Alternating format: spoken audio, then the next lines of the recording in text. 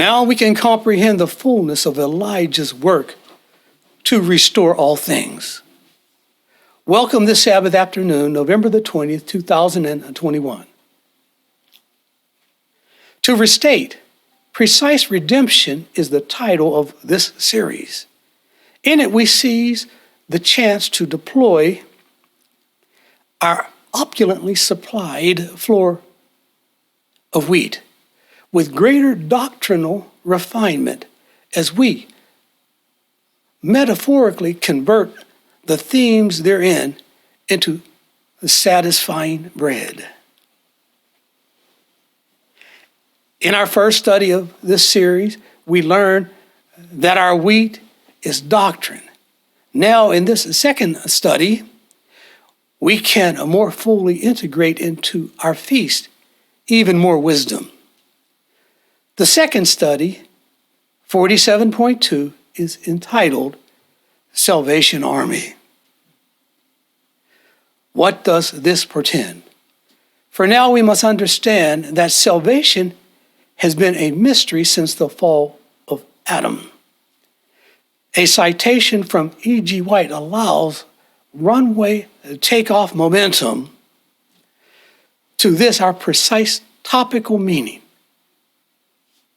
Please, as I cite to you her reference, notice key phrases that are emphasized with underline so that we may garner home the full benefit of those references. Allow me to refer you to Testimonies for the Church, Volume 6, page 19.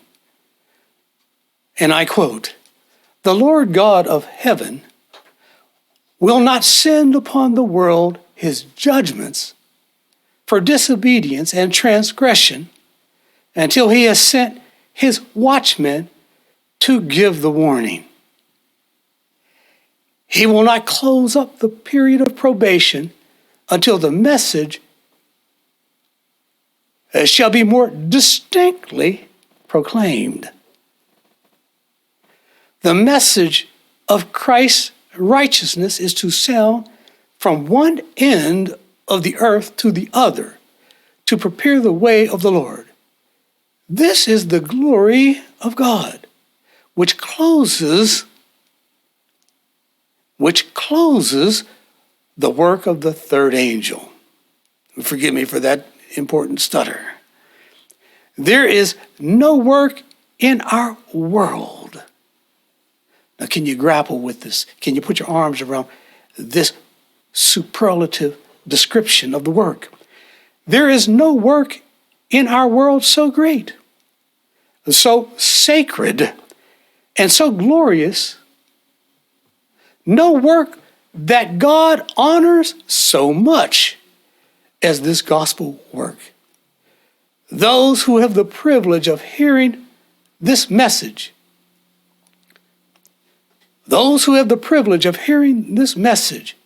and who persist in refusing to heed the warning, cast away their last hope of salvation. There will be no second probation. I've been emphasizing this point all along. She reemphasizes it as well, the next point that she makes. The word of truth, in quotes, "it is written," close quote, is the gospel we are to preach. No flaming sword is placed before this tree of life. All who will may partake of it. There is no power that can prohibit any soul from taking of its fruit. All may eat and live forever. Mysteries into which angels desired to look, which prophets and kings and righteous men desire to understand, the remnant church will carry in messages from God to the world. The prophets prophesied of these things, and they longed to understand that which they foretold. But to them this privilege was not given. They longed to see what we see and to hear what we hear, but they could not. This reference startles me. It's a riveting reference from the Spirit of Prophecy. Ellen G. White, Volume 6, Testimonies for the Church, page 19. First of all, we have meaning from the title of our series, Precise Redemption. And this reference gives us affirmation of that title because she tells us probation shall close by the distinctly proclaimed watchman. We have understood that the gospel that we preach is our bread. It shall come from no other source than the word of truth, from the Bible. Then, because I could think of some bad people on this planet, she opens up the tree of life, she refers to it as, by stating that every soul can live by the consumption of this gospel.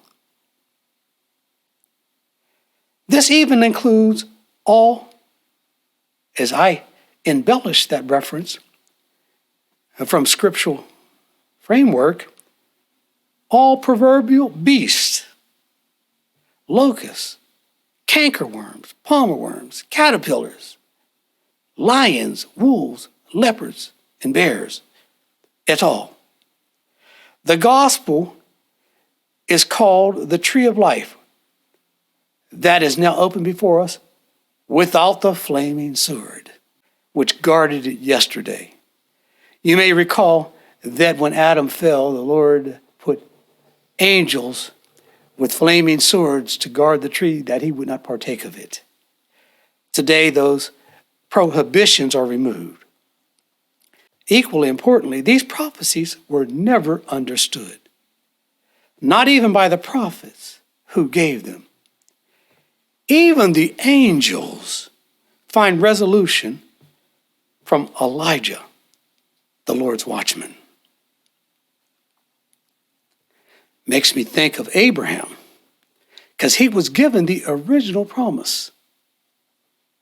The extension of everlasting life is indeed a blessing that's afforded to the nations.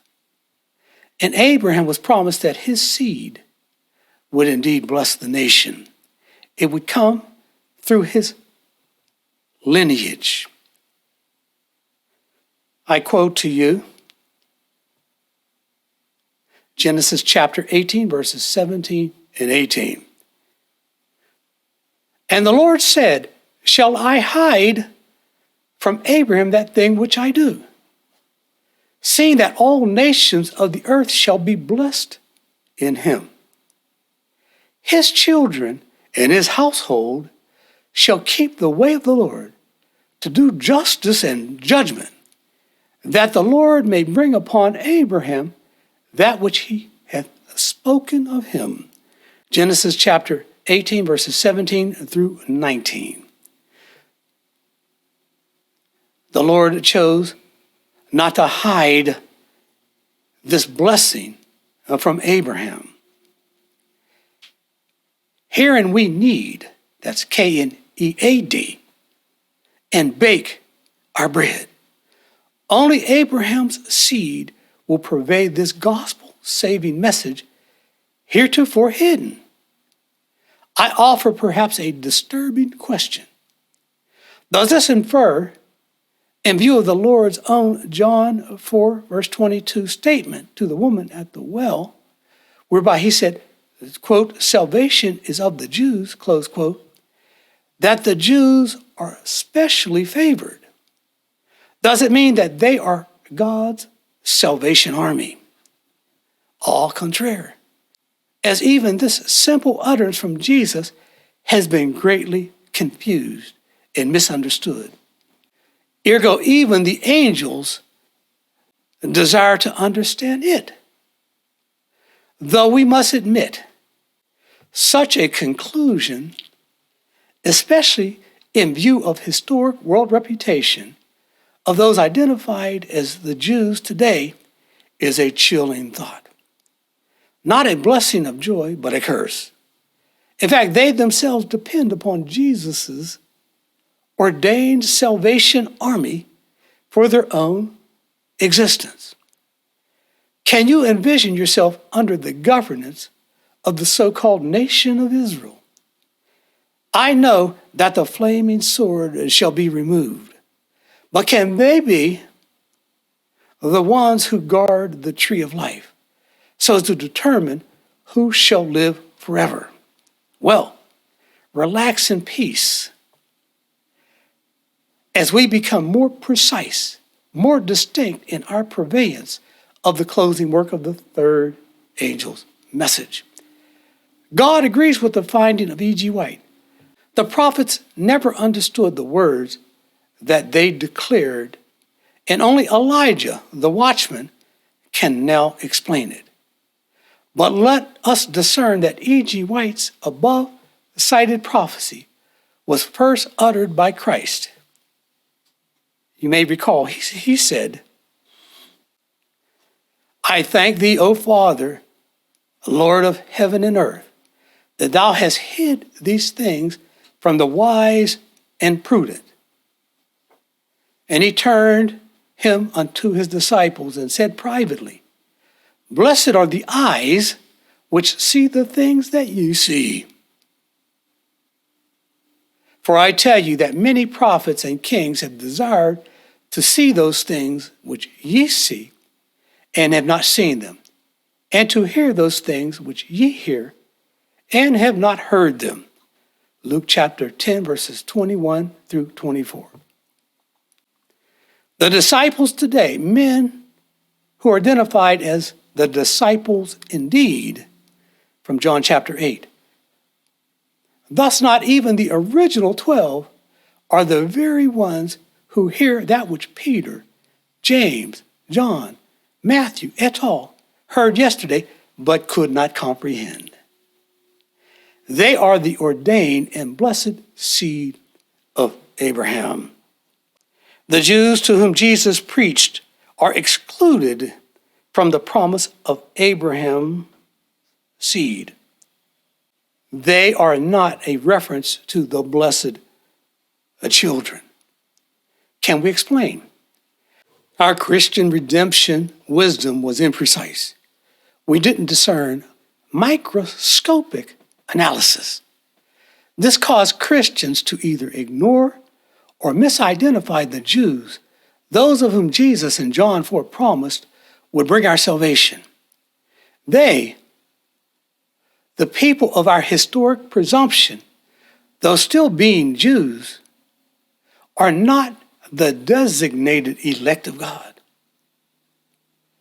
Of this we can be assured because the Lord even excluded the original 12 when he, by pronouncing, not you, Peter, James, John, Matthew, Jude, et al., but those who shall hear and see what the Jews heard and saw 2,000 years ago, to be the blessed.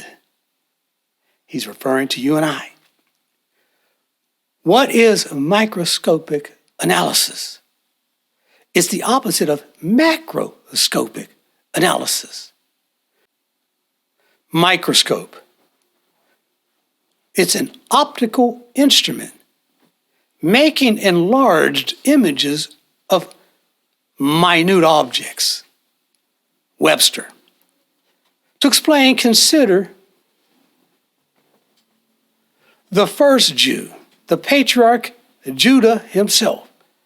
From him, not all, but only one of his 5 sons was given the scepter. You know, Genesis says the scepter shall not depart from Judah, nor a lawgiver from between his feet. But Judah had 5 sons, and only one was given the scepter. That son was the first minute object. Yet he and all of his brothers would still be a, quote, Jew, a son of Judah. But only one of his next generational sons, and none others, would bring global salvation. Let me just list for you the posterity. You know, Abraham didn't just have 2 sons. He had maybe 24 sons. But only Isaac received the scepter. Isaac had 2 sons, Jacob and Esau. And Jacob, not Jacob and Esau, but Jacob received the scepter. Then Jacob had 12 sons. I won't list them all to you. Judah was his 4th. And from Judah, he bypassed his other 4 sons and inherited the scepter to Perez. And Perez the same, he bypassed all his sons and inherited the scepter to Hezron. Hezron to Ram. Ram to Aminadab. Aminadab to Nahshon. Nahshon to Salma. Salma to Boaz. Boaz to Obed. Obed to Jesse. Jesse had all 8 of his sons lined up for the ordination. The Lord rejected Eliab. He then rejected his next oldest, Abinadab. Then Shema. Then Nathaniel. Then Radai. Then Ozan. We don't know the name of the other son. But the last one, David, was the one that the Lord elected. Therefore, all of these men were Jews, but none of them could claim the scepter of God. None of them could say, we're number 1. Giving even more clarity to the point. I quote to you Genesis chapter 5. This is the book of the generations of Adam. In the day that God created man, in the likeness of God, made he him. And Adam lived 130 years and begot a son in his own likeness, after his image, and called his name Seth. And the days of Adam after he had begotten Seth were 800 years, and he begat sons and daughters. Genesis chapter 5, verses 1 through 4. Seth was the only one distinguished as being born in the likeness and in the image of Adam, who was created in the likeness and the image of God. This is a component to genetic analysis that we have yet to come to grips with or understand. But it is true all the more. As was Adam, who bypassed all of his other children and endowed only Seth, the same with the Jews today. Only the specified sons, notice the root word, spec, requiring a microscope to see. I reiterate, only the specified sons of the ancient patriarch Judah, not each and every descendant, produced the mustard seed.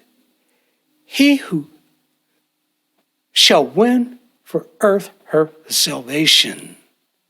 Now, there's a lot of grandiose events that are going to occur through the kingdom, but I can envision a day when all the descendants of the sons of God are going to sit at the table in the kingdom and rejoice, because it's through their posterity that they win for earth her salvation. They, as a relay race baton, inherit the scepter from one generation and pass it on to the next. It is not a macroscopic, but a microscopic genetic prevalence of the likeness of God. All others are rejected for this specific commission. In fact, the whole collection of Jews have been rejected, just as all of Adam's other sons were rejected. Yet the promise of John 4 still meets the parameters that the Lord uttered. It still shall be upheld in precise and technical compliance.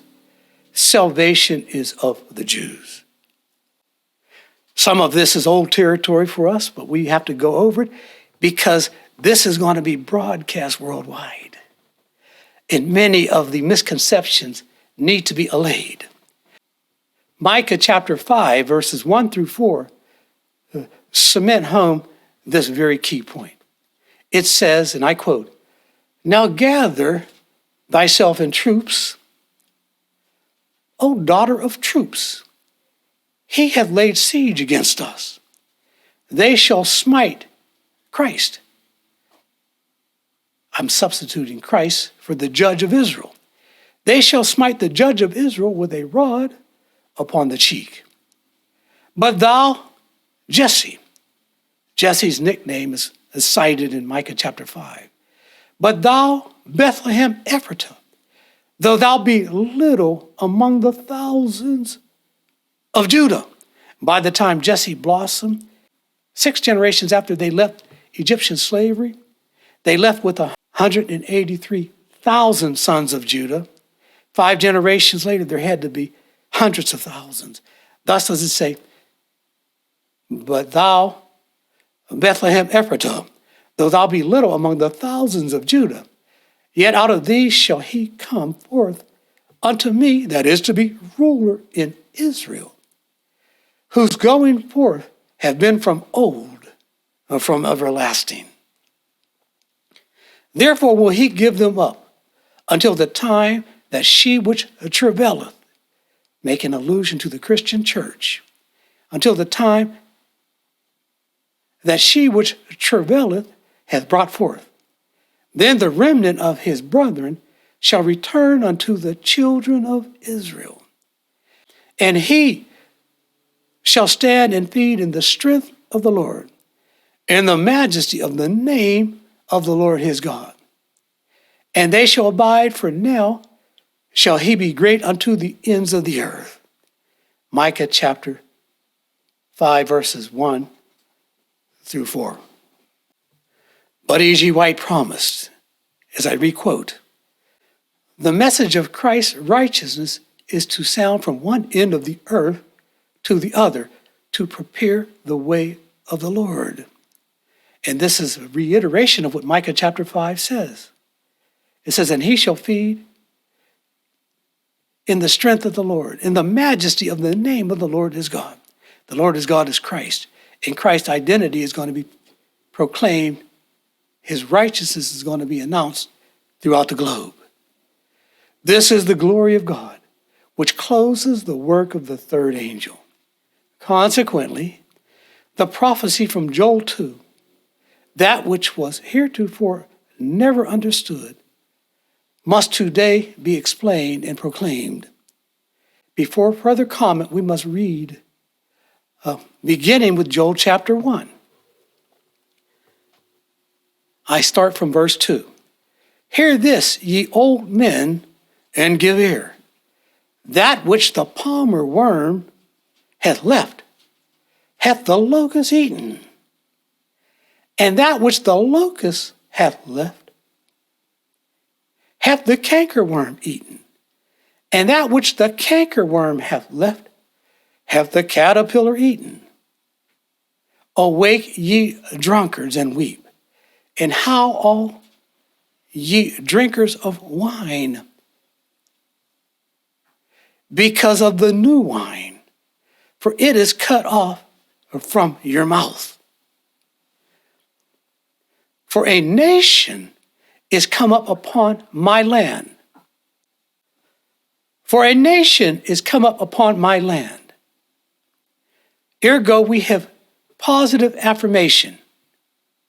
The creatures that were described are therefore the Lord's metaphors of foreign nations, the sons of men. Continue with verse 6 of Joel chapter 1. "For a nation has come up upon my land, strong and without number, whose teeth are the teeth of a lion." Here go, we have another metaphor. Skipping to verse 11. "Be ye ashamed, O ye husbandmen. How, O ye vine dressers, for the wheat and for the barley, because the harvest of the field is perished. The vine is dried up, and the fig tree languisheth, because joy is withered away from the sons of men. Gird yourself and lament. Come lie all night in sackcloth. We've mentioned that term sackcloth before. It's emblematic of great distress, frustration, and torment. To lie in sackcloth is to manifest great insult and anxiety. Come lie all night in sackcloth, ye ministers of my God. For the meat offering and the drink offering is withholden from the house of your God. Skipping from the verses depicting yesterday's curse to today's blessing expressed in the next chapter, Joel chapter 2 says, verse 17, let the priests, the ministers of the Lord, weep between the porch and the altar. Let them say, give not thy heritage to reproach, that the heathen, ergo the locust, should rule over them. Then will the Lord pity his people. Yea, the Lord will answer and say unto his people, behold, I will send you corn and wine and oil, and ye shall be satisfied therewith. And I will remove far off from you the northern army. And his ill savor shall come up, because he hath done great things. And the floor shall be full of wheat, and the fats shall overflow with wine and oil. And I will restore you the years that the locust hath eaten, the cankerworm and the caterpillar and the palmer worm, my great army, which I sent among you. And ye shall eat in plenty, and be satisfied, and praise the name of the Lord your God, that hath dealt wondrously with you.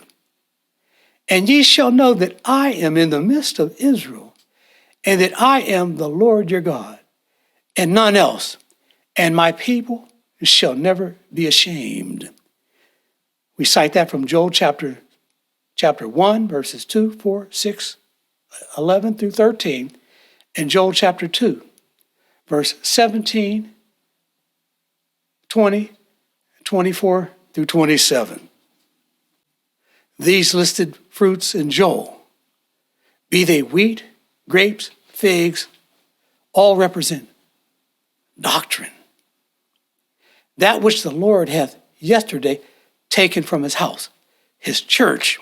For there is no evidence that after the days of Joel's prophecy, they no longer had wheat or figs or wine or barley. This use of figurative speech is the component that has confused the prophets yesterday.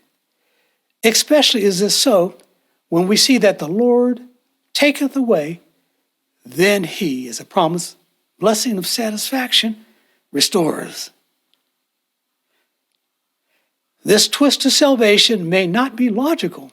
If it were, then the prophets would have not been so confused as promised. But still, it is his righteousness for the earth. The deepest and most stultifying aspect of this prophecy is the fact that the destructive forces, the Gentiles, are described to be the Lord's army. They, by Christ's appointment, take away our wheat. They are his salvation army. Think of it this way. At Christmas time, when you see the illustrating and parallel metaphor at the corners in the markets ringing, not their trumpets, but their jingle bells, asking for your offering, Christ calls the locust, the cankerworm, the palmer worm, and the caterpillar attacking nations, and he calls them my great army. They are also known as the Assyrian. We could confuse them with this all Gentiles, but the Assyrian is the one who has led us into theological renaissance. They're the ones who have been given the assignment to, quote, wither away joy from the sons of men, close quote. Remarkably, in this, they are the Lord's army, even though they destroy his Bible doctrine, that which Jacob was to live by. And the nation does so by consuming it on the field or the vine before the saints can thereby receive any sustenance. This finding is completely counterintuitive and mysterious. For how shall the Lord preclude his church, the seed of Jacob, from enjoying its bread? But then he promises to restore it. It shall be vested in the final trumpeted call, the third angel's message of distinct utterance, we are told. In fact, speaking of the third angel, let's read the pronouncement of the first angel, because we have been told in prior studies that they all culminate in the third angel's message. Revelation chapter 14, verse 6. And I saw another angel fly in the midst of heaven, having the everlasting gospel to preach unto them that dwell on the earth, and to every nation and kindred and tongue and people. Revelation chapter 14, verse 6. They take the gospel, the everlasting gospel, not a gospel that's going to be taken away, but it's going to endure forever, to preach to all those who dwell on the earth. I knew there was a reason why the Lord allowed the population to swell to 8 billion. Ergo, do we have the synonym of Elijah and his work to which we began this study in reference. For, quote, Jesus answered and said unto them, Elijah truly shall first come and restore all things. Matthew chapter 17, verse 11. I must ask, though, we have the explanation, but still it's a befuddlement, isn't it? Why such a convoluted, counterintuitive path of salvation? I remember when Jacob wrestled with the angel all night and he demanded of the angel, if he wanted to be let go, he had to bless him. So Christ touched the hollow of his thigh, and it was out of joint. So Jacob, instead of walking with full and complete stride, had to hobble and meander back home. And that was a metaphor for this convoluted, counterintuitive path of salvation. You see, the Gentiles consume to yield, not blessings to the nation, but blessings to their own glory. Best example of that is white supremacy. They point to the grandiose establishment of this nation, and none can deny that is the highest in all aspects of the earth. And then they point to themselves and say, this is because we're great, we're supreme. Locusts, caterpillars, and worms eat premature yields so that they can sprout their wings and fly to their endlessly destructive path.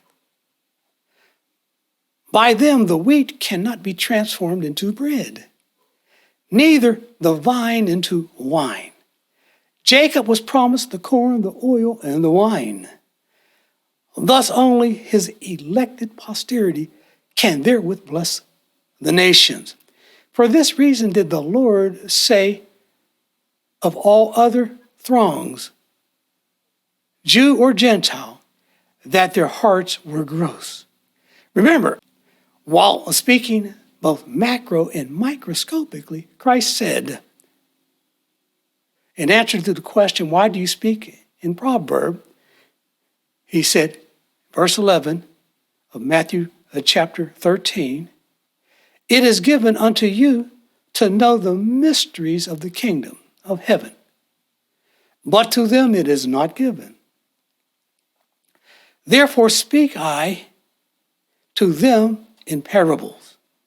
For this people's heart is waxed gross, and their ears are dull of hearing, and their eyes they have closed. But blessed are your eyes, for they see, and your ears, for they hear. We thought he was talking directly to the 12, but he's talking to us. Those who are going to be blessed by what the disciples and the Jews 2,000 years ago saw and heard, as evidenced by the fact that he gives them a parable. Another parable put he forth unto them, saying, the kingdom of heaven is like to a grain of mustard seed. Matthew chapter 13, verse 11, 13, 16, and 31. The hearts of all except Zion, who are called the disciples indeed, as mentioned earlier, are perverse. All can see why one man of Jacob's posterity is elected. He has the vested spirit, as manifested in Isaiah chapter 11, verses 1 through 4. And there shall come forth a rod out of the stem of Jesse. Remember, we said his nickname is Bethlehem Ephratah. And there shall come forth a rod out of the stem of Jesse, and a branch shall grow out of his roots. And the Spirit of the Lord shall rest upon him, the Spirit of wisdom and understanding, the Spirit of counsel and might, the Spirit of knowledge and of the fear of the Lord. And shall make him a quick understanding in the fear of the Lord. And he shall not judge after the sight of his eyes, neither reprove after the hearing of his ears. But with righteousness shall he judge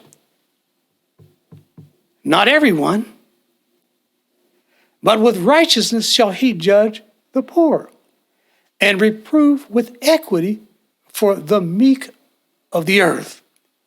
And he shall smite the earth. This is a gripping pronouncement that we haven't spoken much of. And he shall smite the earth with the rod of his mouth, and with the breath of his lips shall he slay the wicked. With his empowerment, by double entendre, shall the animals be trained. Continuing forward in Isaiah chapter 11. And righteousness shall be the girdle of his loins, and faithfulness the girdle of his reins. The wolf also shall dwell with the lamb,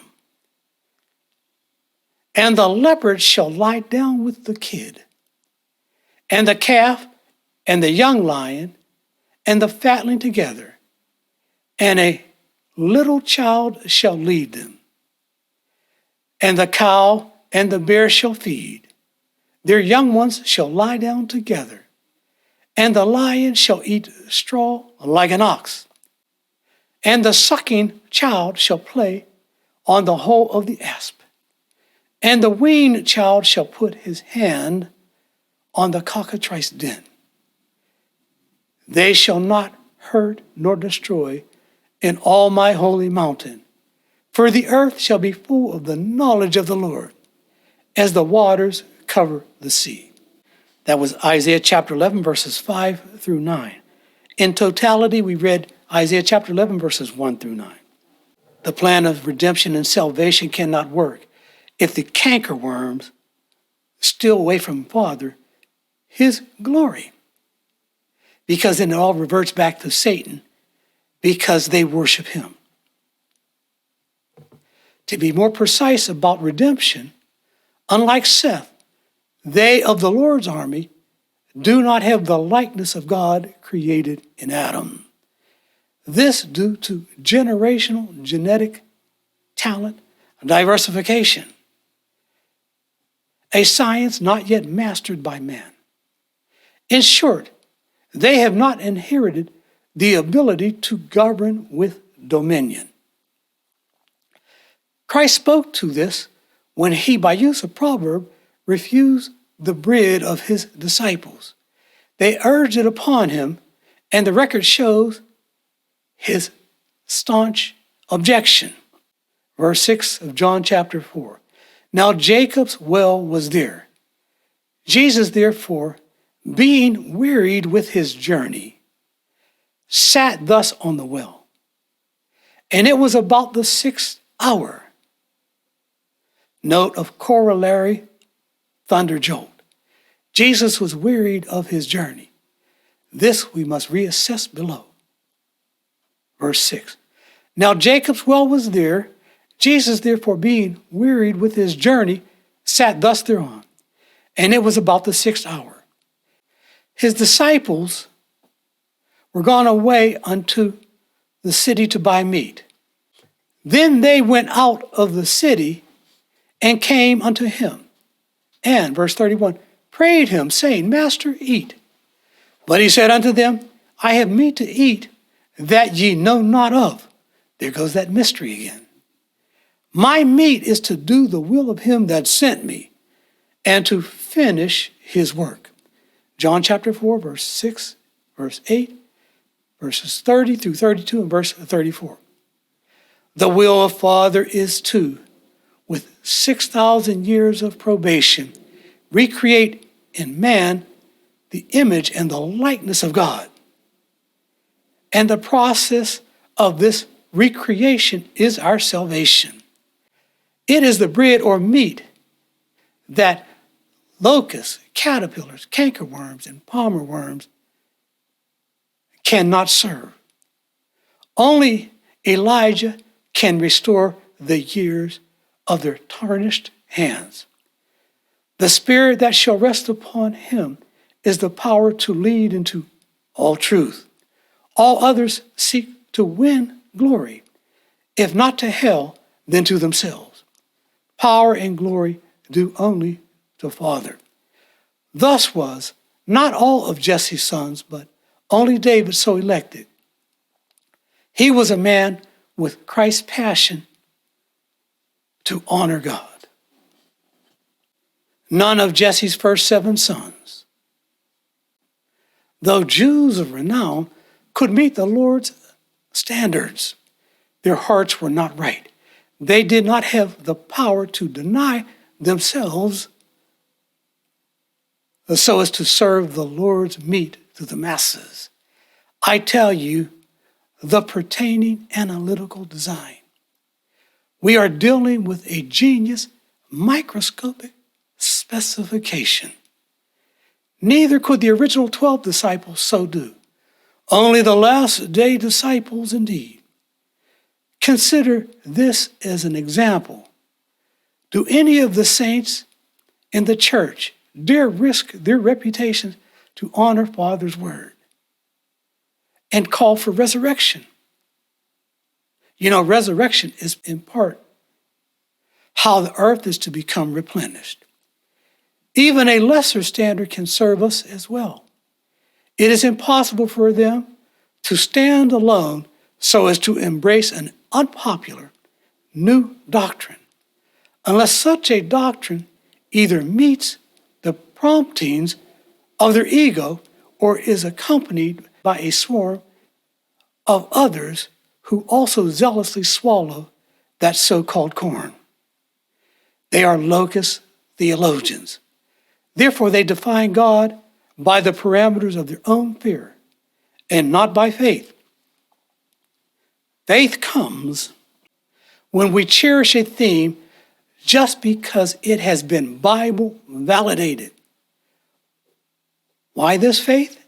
As Paul states, without faith it is impossible to please God. Hebrews chapter 11, verse 6. And if perchance they advance into new light, as has done Adventism nearly 170 years ago and onward, changing or advancing becomes not a matter of Bible integrity, but a matter of their own political survival. Accordingly, they seek to kill, ergo disfellowship, any who violate their turf with Bible evidence. They are theological gangsters. Lions, wolves, leopards, and bears. Yet they, The non-Adventists of them are the Lord's army. How could this be? Revelation chapter 12, I'll just quote a snippet of it, gives us an inkling. Verse 15, and the serpent cast out of his mouth water as a flood after the woman. We know now that this water represents false doctrine. And the serpent cast out of his mouth water as a flood after the woman, that he may cause her to be carried away of the flood. And the earth helped the woman. Remarkable indeed, isn't it? You would think, and the angel helped the woman, and the Lord helped the woman. But no, it says, and the earth helped the woman. And the earth opened her mouth and swallowed up the flood, which the dragon cast out of his mouth. Revelation chapter 12, verses 15 through 16. By prophecy, Adam and Eve's son, the overcomer, is to dash the head of the serpent. For his advent, both Christ and Jesus forlorningly are depicted as sitting at Jacob's well in anticipation of this, his day. But our shock stems from our historic disrespect for Gentile contribution to salvation. Though our bread sustenance was given to Jacob, the locusts still have contributory talents for our life. The Gentiles deployed by Father to create the technology to broadcast Jacob's meat, his bread. 4, if it cannot be advertised worldwide, it cannot sustain life on earth. Jacob, therefore, could not do as commanded in Isaiah 58 and lift up his trumpet without a broadcast medium, without his ability to television, without the earth's ability to open her mouth so that Jacob may swallow Satan's flood of lies. This is the only way that we can have a true Christmas party to win peace on earth and goodwill toward men. Be it never mistaken, Satan's defeat is Father's central purpose, for it allows heaven and earth to rejoice. That points me to another scripture that we've discussed in the past. I'm going to refer you to Revelation chapter 11, verses 3 through 7. Verse 3, and I will give power unto my 2 witnesses, and they shall prophesy 1,260 days clothed in a sackcloth. There goes that word. They likewise are suffering miserably. These are the 2 olive trees and the 2 candlesticks standing before Christ. It says standing before the God of the earth, which we've identified as Christ. And if any man will hurt them, fire proceedeth out of their mouth, and devoured their enemies. And if any man will hurt them, he must in this manner be killed. These have power to shut heaven, that it rain not in the days of their prophecy, and have power over waters to turn them to blood, and to smite the earth with all plagues, as often as they will. And when they shall finish their testimony, something seemingly horrendous happens. The beast that ascended out of the bottomless pit, those represent the coalescence of the Locust Army. The beast that ascended out of the bottomless pit shall make war against them, and shall overcome them and kill them. Revelation chapter 11, verses 3 through 7.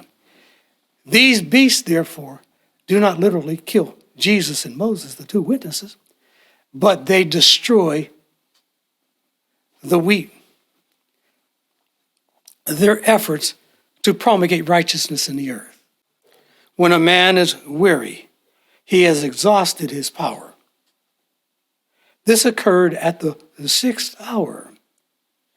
Oh, would it be nice if we had time to study this in Matthew chapter 20, whereby Vitiata manifests that the 6th hour begins with the Millerite movement. They likewise have power over rain. No rain, therefore, yielding no wheat during their testimony.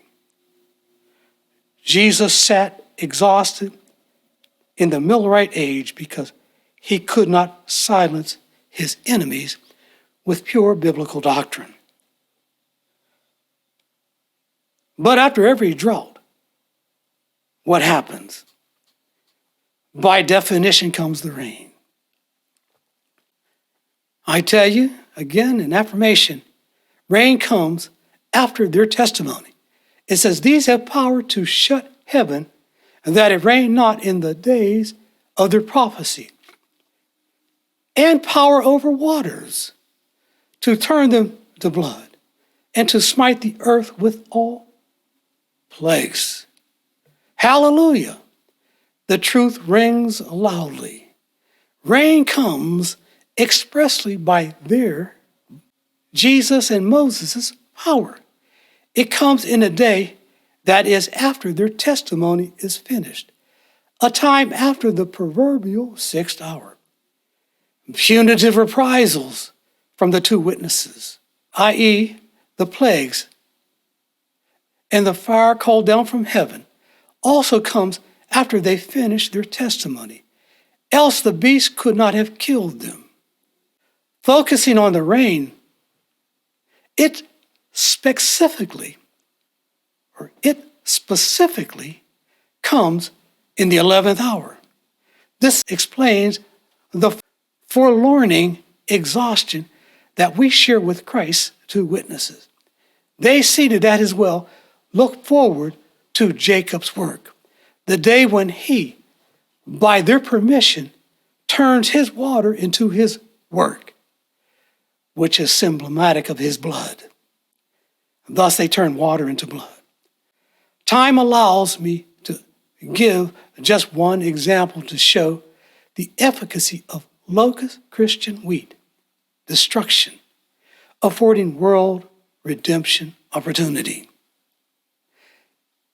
As a homework assignment, you perhaps can think of some other examples. Consider Jesus' disregarded command. He said, and I quote, "Ye have heard that it hath been said, an eye for an eye, and a tooth for a tooth. But I say unto you, that ye resist not evil, but whosoever shall smite thee on the right cheek, turn to him the other also." Matthew chapter 5, verse 38 through 39. Christians who have hated this command have suffered.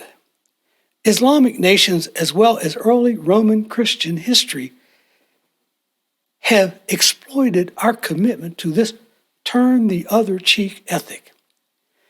Islam, we have been told, is a beautiful religion.